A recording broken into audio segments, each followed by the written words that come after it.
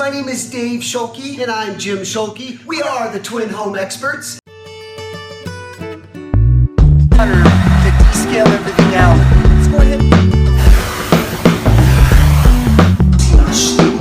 Acoustic equipment. Check for moisture include, but it excludes.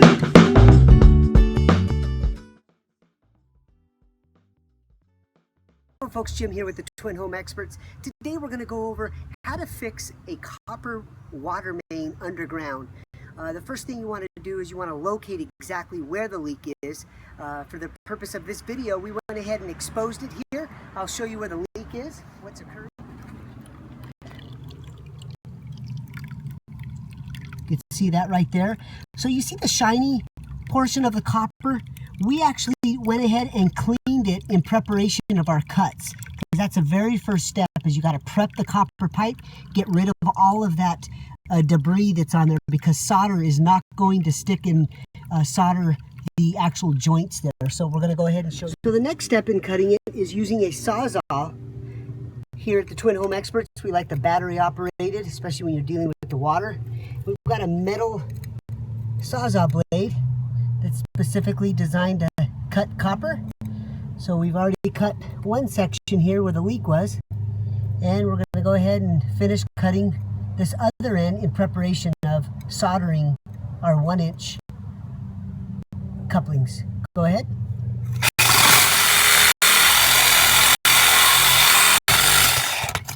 So the key to copper cutting, especially with a Sawzall, is making sure that the cut is completely straight.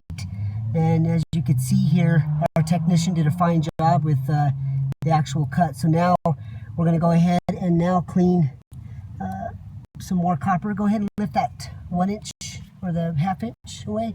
You can see PVC. There you go. So all that has to be cleaned prior to soldering. So let's go ahead and continue the cleaning process. One other note here too, you see the PVC here that's right above our work area on the copper. We're going to go ahead and cut that out, because PVC, if we're soldering, will get in the way, first of all, visually, so we cannot solder sufficiently. But on the other hand, all of the heat would actually melt that PVC. So you want a good clearance from any plastics close to any of the soldering. Okay, we're going to go ahead and do that now.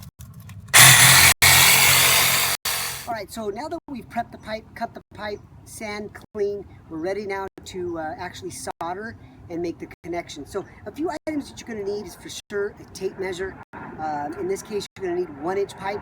We like using type L copper pipe. It's a blue, it's a thicker grade pipe as opposed to the red color. It's a thinner grade, so kind of be cautious of the type of materials that you're going to use.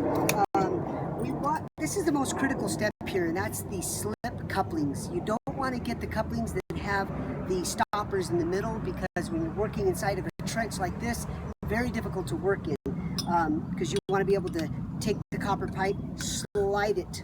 This copper pipe is going to slide all the way through, as well as on this side, and that allows us to actually get the pipe in between the two here, inside the ditch, and then just simply put the copper couplings right in a middle center position here. So we're going to go ahead and begin that process.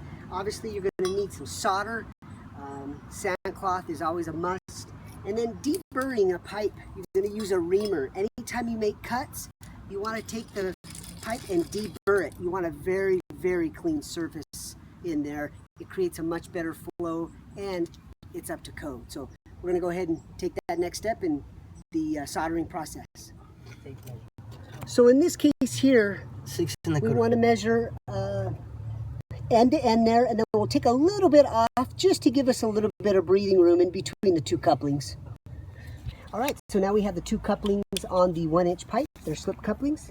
We've sanded and put the actual flux on there, and as you can see, the coupling, we have it all the way to the end of the pipe there.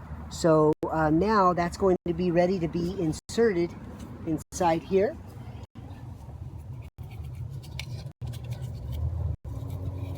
And again, the key is to get that flux all the way around.